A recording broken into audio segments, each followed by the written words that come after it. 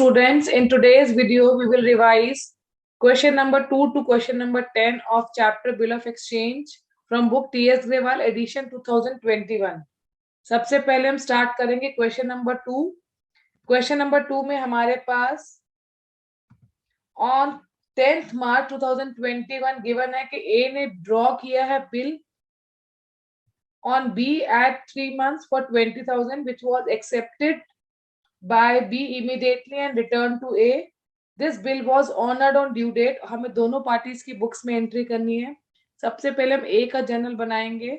मार्च 10 को A अपनी books में जब बिल ड्रॉ करेगा तो एंट्री करेगा bill receivable account debit to B. Bill receivable account debit क्यों होगा? बिकॉज यहाँ पर हम बिल बना रहे हैं, एसेट राइज हो रही है. जब एसेट राइज होती है तो डेबिट होती है.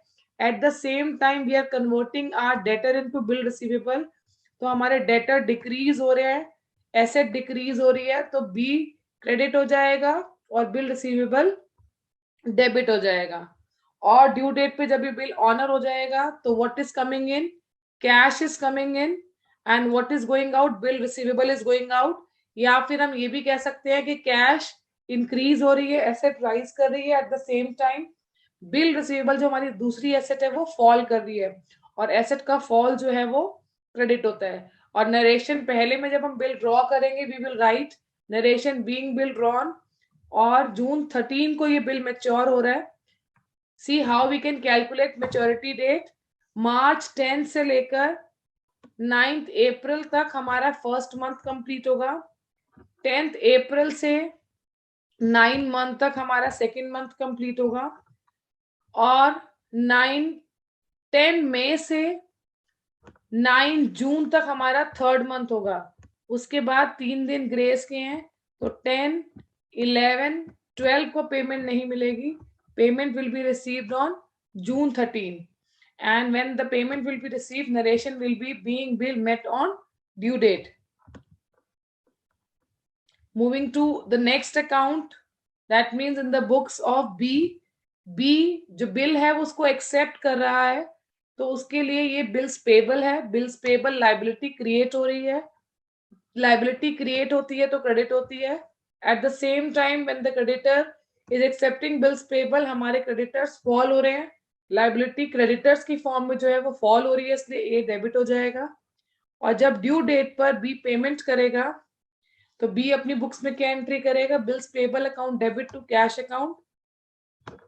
उसकी लाइबिलिटी जो बिल्स पेबल की फॉर्म में थी वो रिड्यूस हो रही है, तो बिल्स पेबल अकाउंट डेबिट हो जाएगा. And as the cash is moving out, cash is falling, इसलिए कैश क्रेडिट हो जाएगा. Moving to second question, question number 2. On 1st January 2021 A ने गुड्स सेल किए हैं बी को for 5,000 plus IGST at the rate 10%. तो Jan 1, 2021 को ए अपनी बुक्स में क्या एंट्री करेगा? ए गुड्स बेच रहा है बी को, क्रेडिट पर बेच रहा है, तो बी डेटर बन जाएगा.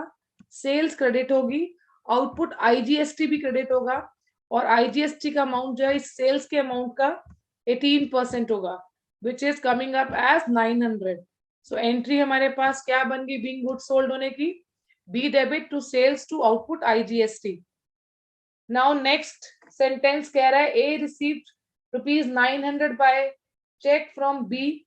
अब ये 900 B किस चीज के दे रहा है? ये IGST का अमाउंट है जो B पे कर रहा है थ्रू चेक. सेम डेट को Jan 1 को, तो entry will be bank account debit to B.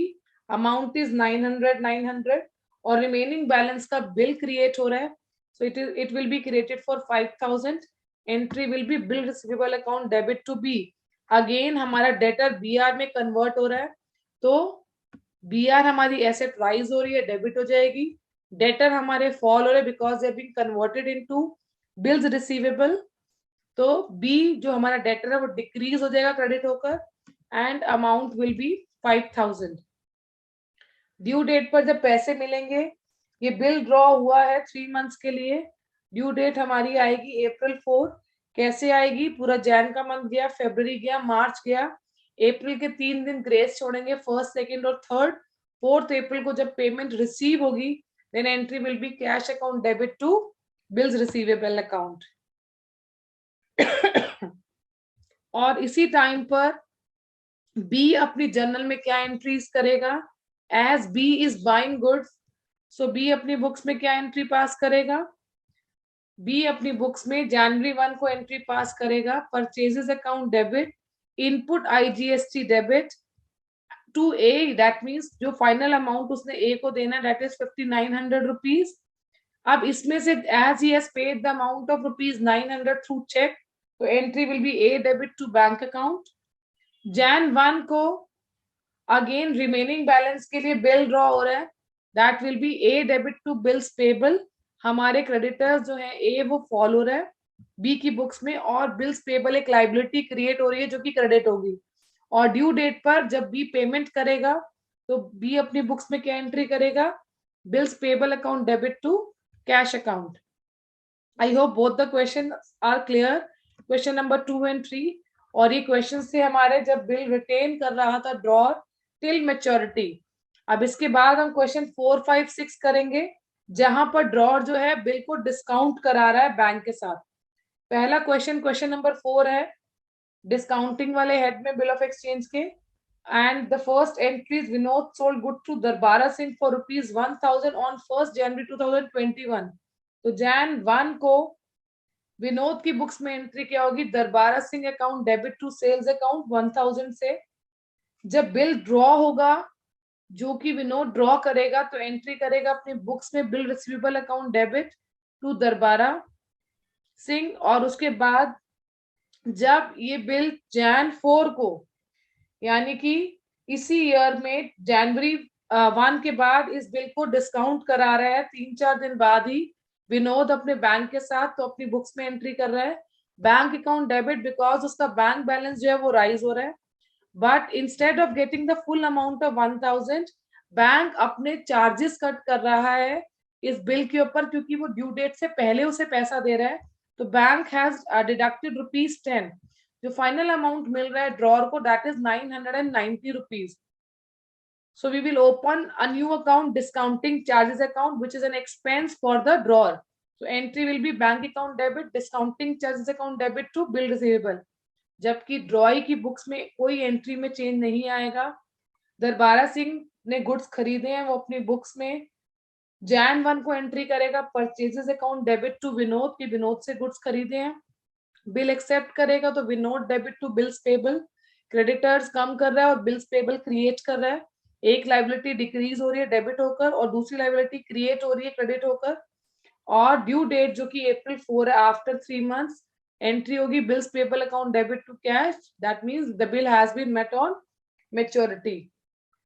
Next question है क्वेश्चन नंबर 5। क्वेश्चन नंबर 5 में एक्स गुड सेल कर रहा है वाई को 20,000 के, तो जैन 1 को एक्स की बुक्स में एंट्री क्या होगी, Y debit to sales account debit the receiver and credit what goes out. Goods जब जाते हैं गुड्स की सेल के लिए भी यूज व्हाट सेल्स अकाउंट, या फिर हम ये भी कह सकते हैं वाई डेटर है इसलिए डेबिट हो रहा है और सेल्स रेवेन्यू है इसलिए क्रेडिट हो रही है 20,000 रुपीज से। उसके बाद एक्स बिल ड्रॉ कर रहा है वाई के against, so entry will be bill receivable account debit to Y, same amount से बिल ड्रॉ हुआ। Now this bill has been discounted with bank on January 4, उसी महीने में। अब देखो ये बिल हमारा है 3 मंथ्स का, तो जब हम डिस्काउंट कैलकुलेट करेंगे तो 20,000 का 12% जब डिस्काउंट कैलकुलेट होगा तो हमें मंथ्स का भी ध्यान रखना है, because 12% is given annual discounting charges.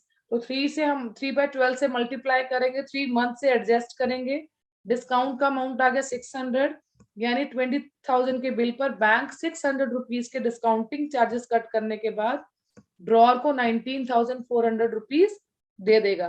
तो ड्रॉर का बैंक बैलेंस 19,400 से राइज हो रहा है इसलिए उसकी बुक्स में डेबिट कर रहे हैं। But at the same time discounting charges drawer के लिए एक्सपेंस है इसलिए डिस्काउंटिंग चार्जेस अकाउंट भी डेबिट हो रहा है, और उसके पास से उसका BR is moving out, so what goes out is credited, bill receivable चला गया। ड्रॉई की बुक्स में अगेन वाई की बुक्स में कोई चेंज नहीं आएगा। वाई ने गुड्स खरीदे हैं जैन 1 को एक्स से, तो एंट्री है purchases account debit to X. जनवरी 1 को is accepting a bill, so entries X debit to bills payable account, और ड्यू डेट पर is paying the bill, so bills payable account debit to cash, cash लिख लो bank लिख लो when he is making the payment. It will be bills payable account debit to cash account. Question 6 की बात करें तो ए ने गुड्स बेचे हैं 10,000 के 1 मार्च 2021 को बी को on credit, so entry will be B debit to sales account. 10,000 के गुड्स सेल हुए हैं, बी ने बिल एक्सेप्ट किया है, ए ने बिल ड्रॉ किया है। ए मार्च 1 को अपनी बुक्स में एंट्री करेगा bill receivable account debit to B, that means he has drawn the bill. April 4 को यानी कि 1 मंथ रखने के बाद इस बिल को ए डिस्काउंट करा रहा है अपने बैंक से, बिल ड्रॉ किया है 3 मंथ्स का। अब बच्चा यहाँ क्या मिस्टेक करता है, वो 3 मंथ्स का ही डिस्काउंट कैलकुलेट कर देता है, जबकि ये बिल जो है वो 1 मंथ रखने के बाद जो है ड्रॉ डिस्काउंट करा रहा है बैंक से। सो 3 मंथ्स में से 1 मंथ तो ड्रॉ ने बिल अपने पास ही रख लिया, तो रिमेनिंग कितने मंथ्स बच गए, 2 मंथ्स। तो 2 मंथ्स का डिस्काउंट कैलकुलेट करेंगे 10,000 पर 6% के रेट के हिसाब से, विच विल कम एज 100। 10,000 में से 100 rupees discounting charges bank deduct करेगा और रिमेनिंग बैंक बैलेंस राइज कर देगा ड्रॉर का विद रुपीज 9,900। अगेन इस केस में ड्रॉई की बुक्स में कोई चेंज नहीं आएगा। ड्रॉई अपनी बुक्स में जब करेगा एंट्री तो पहले गुड्स के परचेज की एंट्री करेगा, which is purchases account debit to A 10,000। March 1 को ही बिल एक्सेप्ट करने की एंट्री करेगा A debit to bills payable account, और ड्यू डेट जो आएगी विच इज आफ्टर 3 मंथ्स, यानी मार्च पेमेंट नहीं करेगा, अप्रैल नहीं करेगा, मई नहीं करेगा, जून के 3 दिन जो फर्स्ट है वो ग्रेस पीरियड के होंगे, then he will make the payment on June 4। Entry will be bills payable account debit to cash account और bank account, whatever you want to write.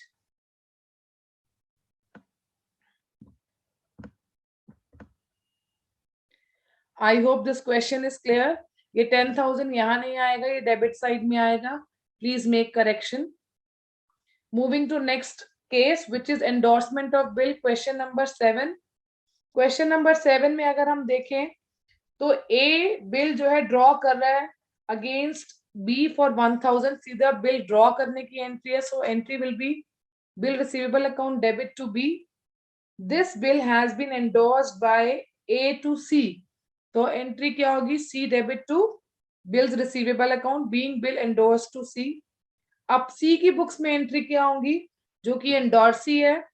पहली एंट्री है bill receivable account debit to A, क्योंकि ये bill उसको ए से मिला है 1,000 rupees का, डेट नहीं गिवन है इसलिए सीरियल नंबर लिख दिया डेट के कॉलम में। अब सी ने कुछ पैसे बी को देने थे, उसने पैसों के बदले में बी को बिल रिसीवेबल दे दिया, जो कि हमारा ड्रॉई भी था। तो सी तो अपनी बुक्स में एंट्री क्या करेगा, debit the receiver B debit to bill receivable account as bill is moving out. अब बी अपनी बुक्स में क्या एंट्री करेगा, he is getting this bill from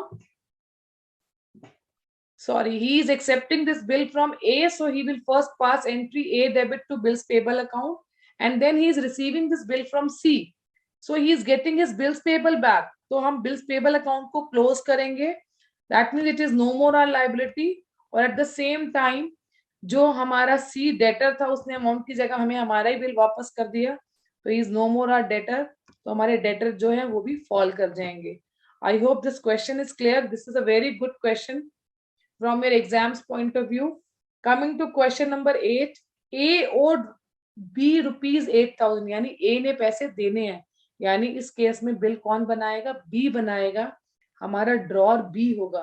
1 अगस्त 2020 को 4 मंथ्स का जो है वो बिल बनेगा। August 1, 2020 bill receivable account debit to A, bill draw किया, and now this bill is has been endorsed to C, so entry will be C debit to bill receivable, हमारे पास से bill receivable चला गया 8,000 का। now in the books of A जो कि ड्रॉई है, again इसकी बुक्स में कोई चेंज नहीं आएगा, इसने बिल एक्सेप्ट करा B से और ड्यू डेट पर पेमेंट कर दी, which is due on December 1। अगस्त गया, सितंबर गया, अक्टूबर गया, नवंबर गया, दिसंबर के फर्स्ट 3 डेज आपके ग्रेस के गए, December 4 को पेमेंट करेगा, which is bills payable account debit to cash. C अपनी बुक्स में क्या एंट्री करेगा, उसे बिल मिला है बी से जो कि ड्रॉर है, so bill receivable account debit to B, और ये बिल वो सितंबर 1 को बैंक से डिस्काउंट करवा रहा है।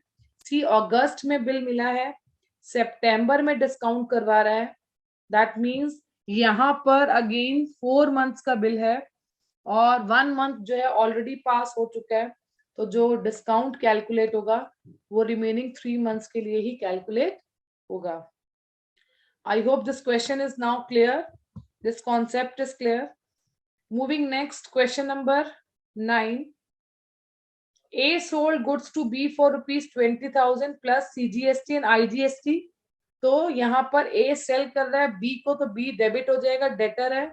गुड्स सेल कर रहा है तो सेल्स अकाउंट क्रेडिट, 20,000 के तो गुड्स हैं.